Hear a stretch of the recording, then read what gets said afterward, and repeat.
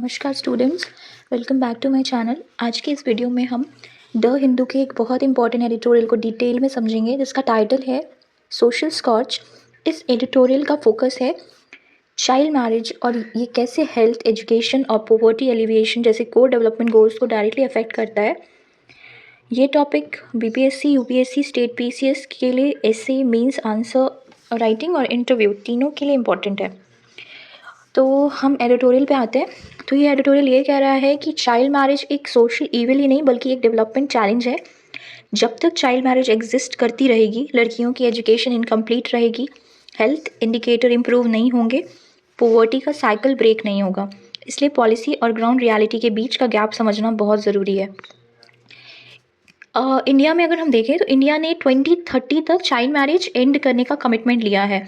Under UN sustainable development goal SDGs गोल के अंदर India ने 2030 तक चाइल्ड मैरिज एंड करने का कमिटमेंट लिया है।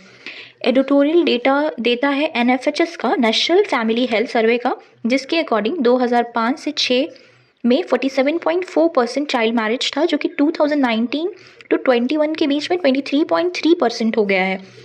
इसका मतलब ये है कि प्रोग्रेस हुआ है, चाइल्ड मैरिज रेट में गिरावट देखी गई है, लेकिन यूनिफॉर्म नहीं है।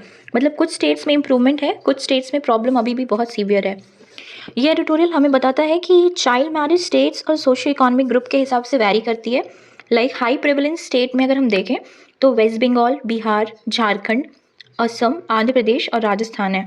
Mainly West Bengal, Bihar top पे है, बट राजस्थान भी और आंध्र प्रदेश भी पीछे नहीं है। Child marriage in India is not uniform but clustered around region with poverty, low female literacy and weak enforcement. Editorial का सबसे पावरफुल आर्गुमेंट यही है, NFHS डेटा 48% लड़कियां जिन्होंने एजुकेशन नहीं ली है उनकी शादी 18 से पहले हो गई है, जबकि हायर एजुकेशन वाली से 4% लड़कियां जो है उनकी ही चाइल्ड मैरिज हुई है। इसका मतलब है education acts as a protective shield. अगर लड़की स्कूल जा रही है, हायर एजुकेशन में है, तो शादी डिले होती है, डिसीजन मेकिंग पावर बढ़ती है, इकोनॉमिक इंडिपेंडेंस के चांसेस बढ़ते हैं। इंडिया में लॉ जो है वो मौजूद है चाइल्ड मैरिज को लेके, जैसे कि prohibition of child marriage act 2006, POCSO act, लेकिन एडिटोरियल बोलता है लॉ का फ्रिक्वेंट यूज़ नहीं हो रहा है, कन्विक्शन रेट भी बहुत लो है। फियर के कारण फैमिलीज इलीगल और सीक्रेट मैरिजेस कर देते हैं। इसका ये लाइन एडिटोरियल का बहुत इंपॉर्टेंट है कि over criminalisation without social support में push the problem underground. Child marriage का सीधा इम्पैक्ट पड़ता है early pregnancy, maternal mortality, anaemia, malnutrition, mental health issues पे। इससे प्रॉब्लम्स बहुत ज़्यादा हो रही है, जैसे कि पब्लिक हेल्थ सिस्टम पे बर्डन बढ़ रहा है, इंटरजेनरेशनल पॉवर्टी कंटिन्यू रह रही है। गवर्नमेंट्स की बहुत सारी स्कीम्स हैं, जैसे कि Beti Bachao Beti Padhao, state level cash incentive schemes जैसे वेस्ट बंगाल का, लेकिन एडिटोरियल कहता है कि स्कीम्स को टारगेटेड और इंक्लूसिव बनाना होगा। Safe transport, toilet, schools essential है, सिर्फ पैसे से नहीं, इंफ्रास्ट्रक्चर और माइंडसेट चेंज से सॉल्यूशन मिलेगा।